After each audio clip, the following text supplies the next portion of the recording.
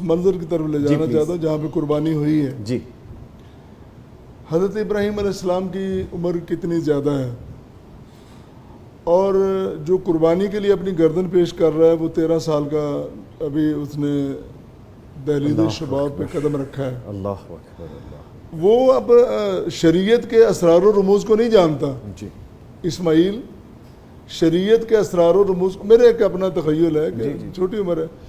ابراہیم علیہ السلام ان کے پاس نبوت ہے، رسالت ہے، وہ ساری چیزوں کو جانتے ہیں. ان کو اللہ تعالیٰ نے حکم دیا، خواب آیا، خواب بھی جو کہ وہی ہے.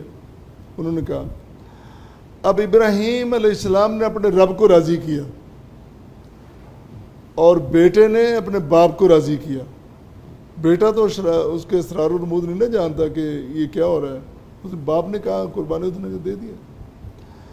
تو یہاں میں ایک تو قربانی کے لیے تاکیداً میری گزارش ہے کہ ہمیں تشکیک اور شبہات میں نہیں پڑ. دوسرا، نوجوانوں کے لیے وہ جذبہ اپنے اندر پیدا کریں کہ باپ نے گردن مانگی تو گردن پیش کر دی. اللہ اکبر. ذرا تک اس میں سوچا نہیں کہ باپ بوڑھا ہو گیا، کیسے مطالبے کر رہا ہے، یہ کیا مجھ سے مانگ رہا ہے، میری ابھی جوانی باقی ہے، میں نے دنیا کی ابھی مستیاں دیکھنی ہے، رنگ و روپ دیکھنا ہے، رنگینیاں دیکھنی ہے. اپنی گردن پیش کر دی. دونوں کا جذبہ دیکھیں.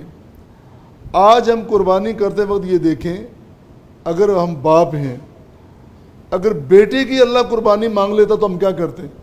اللہ نے تو ہم نے اس جانور کی قربانی مانگی ہے اور اجر ہمیں وہ عطا کر رہا ہے کہ بیٹے کی قربانی اس کا کرم ہے. کرم نوازی. اور اسی طرح نوجوان سوچیں کہ مجھ سے تو قربانی مانگی جا رہی ہے جانور کی، اگر مجھے یہ کہا جاتا کہ اپنی گردن پیش کر دے، پھر میں کیا کرتا؟ ٹھیک ہے سر، پھر میں کس طرف جاتا؟ بہت شکریہ. تو یہ دونوں باپ بیٹے کا یہ جذبہ ہے وہ ہم نوجوانوں میں، بزرگوں میں سلامت رہنا دونوں طرف سے ضروری ہے. بہت شکریہ سر.